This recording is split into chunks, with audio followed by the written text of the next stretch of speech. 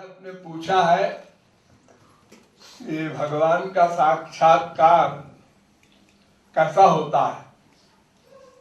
साक्षात्कार माने साक्षात, जैसे हम एक दूसरे से बात करते हैं, एक दूसरे से व्यवहार करते हैं संसार में, ऐसे दर्शन होता है।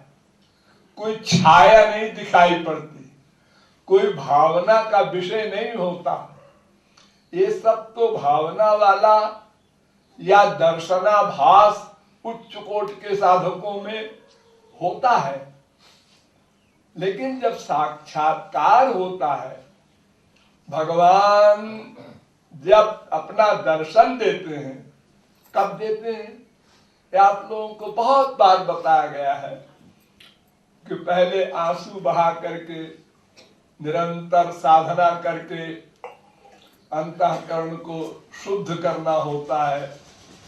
फिर शुद्ध अंतःकरण में गुरु के द्वारा स्वरूप शक्ति का दान होता है। वो भगवान की पर्सनल पावर है स्वरूप शक्ति। फिर स्वरूप शक्ति हमारी इंद्रिय मन बुद्धि को दिव्य बना देती है। जब हमारी इंद्रियां हमारा मन दिव्य हो जाता है, तब दिव्य भगवान का हम दर्शन करते हैं, उनके शब्द सुनते हैं, उनका आलिंगन करते हैं। जैसे संसार में हम माँ बाप बेटा स्त्री पति व्यवहार करते हैं, ऐसे ही वहां भी होता है। 100%, 1% भी कम नहीं। तो व्यवहार ये पूरा भगवत प्राप्ति पर होता है, यानी दिव्य शक्ति मिलने पर होता है। और दिव्य शक्ति मिलती है जब अंतःकरण 100% शुद्ध हो जाए। और शुद्ध अंतःकरण का परिचय क्या है कि जब माया निकल जाए। माया निकल जाने का उसकी पहचान क्या है? माया के जो दोष हैं, काम क्रोध लोभ मोह ईर्ष्या द्वेष, ये सब जो बड़े बड़े सेनापति हैं माया के, ये हमारे ऊपर कुछ अधिकार न कर सके। कोई 1000 गाली दे, कोई असर नहीं। हम अपने श्याम सुंदर के आनंद में विभोर हैं। कोई कितना ही कष्ट दे, हमारी उसके प्रति सद्भावना ही रहे। सहनशीलता, नम्रता, जितने भी गुण हैं, दिव्य गुण, ये सब आ जाते हैं शुद्ध अंतःकरण होने पर। फिर कोई गड़बड़ी हावी नहीं हो सकती। माइक कोई व्यक्ति फिर हमारे अंदर क्रोध नहीं पैदा कर सकता।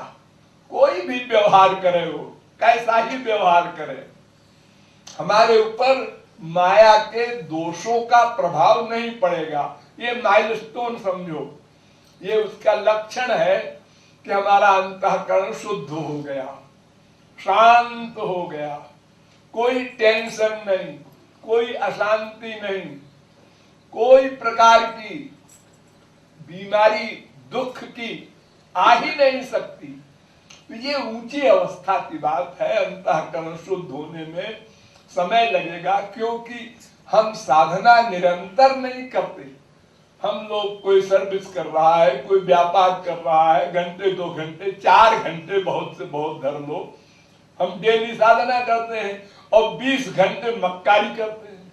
मक्कारी माने संसार के एटमॉस्फेयर में रहते हैं, तो लोगों की बातें सुनते हैं, लोगों के गंदे गंदे आइडियाज हमारी खोपड़ी में आते हैं।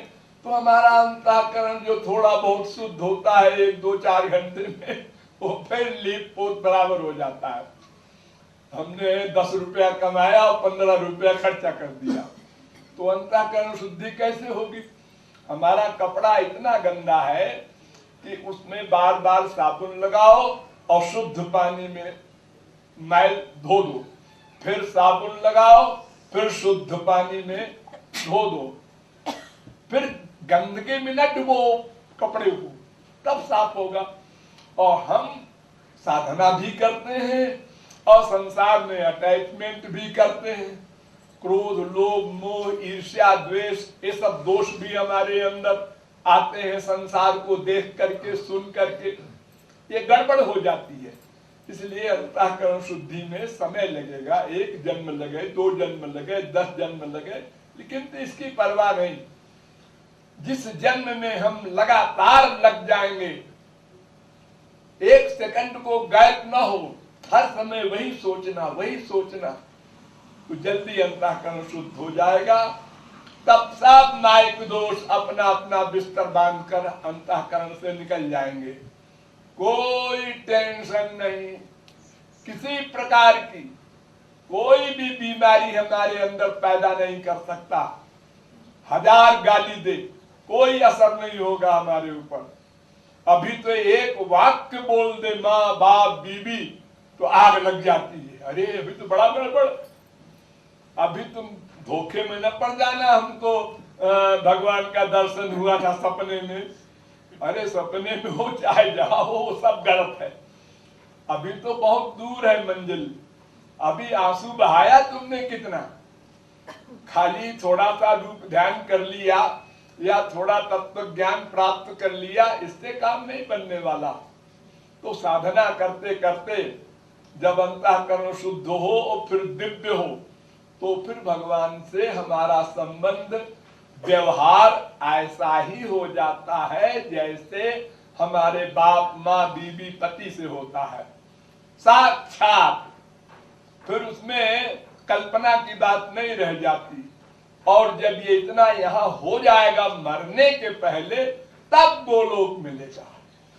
तो वहां तो फिर सब शरीर भी दिव्य मिल जाएगा और बात सब ऐसे ही रहेगी, क्योंकि इंद्रिय मन बुद्धि तो दिव्य हो ही गए। सूक्ष्म ये स्थूल शरीर यहाँ जो गंदा है, ये भी जब यहाँ से छूट जाएगा, मर जाएंगे, तो गोलोक में दिव्य चिन्मय शरीर मिल जाएगा।